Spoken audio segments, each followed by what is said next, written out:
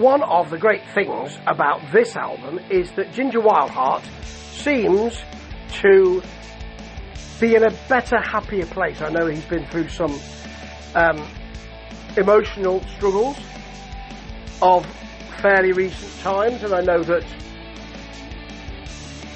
the band who came back, Wildhearts came back, are not really together anymore. He's really the only member, I think, isn't he?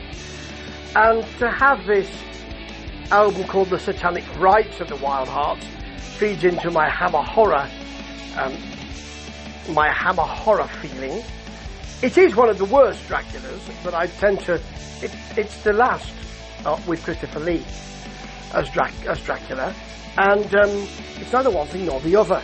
That may be one of the reasons why he's called it this. It's neither... it's just a new Wildhearts album, by the way. Just thought I'd better say that. But this album is... See, the film is neither a florid Hammer horror film, because it's modern, nor is it a spy thriller, but it's a bit of both. And I'd really admire their attempt at doing that. They don't get it right. They get it quite hideously wrong at times, but I admire them for doing it. And I really feel there's a dichotomy in this album too. There's always been a dichotomy in Ginger Wildheart's work. Certainly as this album is thought to be, or people have said it's supposed to be, a follow-on from Earth vs. the Wildhearts.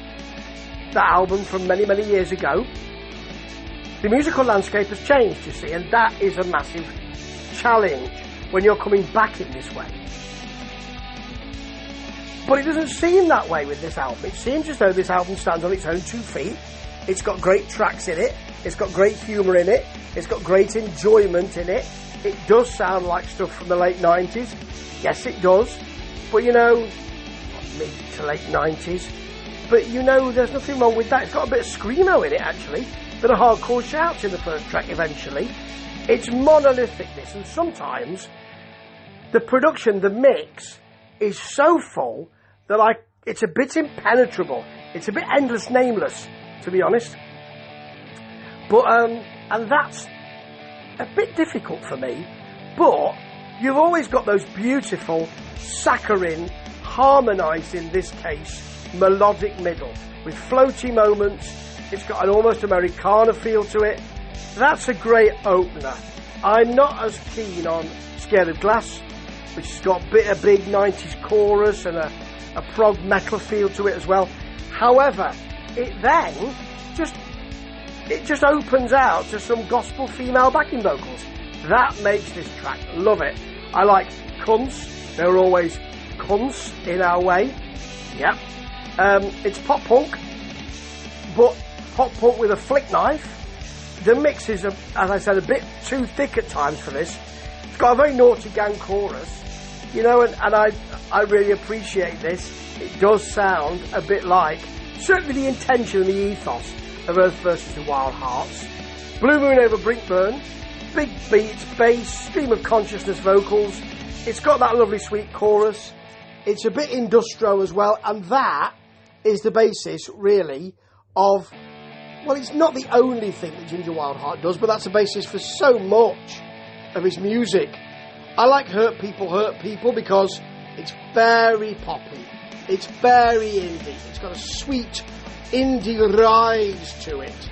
And I'll Be Your Monster, with its blarting sax solo and glam rock start, big beat, big glam rock, and it's got a reined-in nastiness. You think, in a minute, he'll take me around the corner and beat the living shit out of me.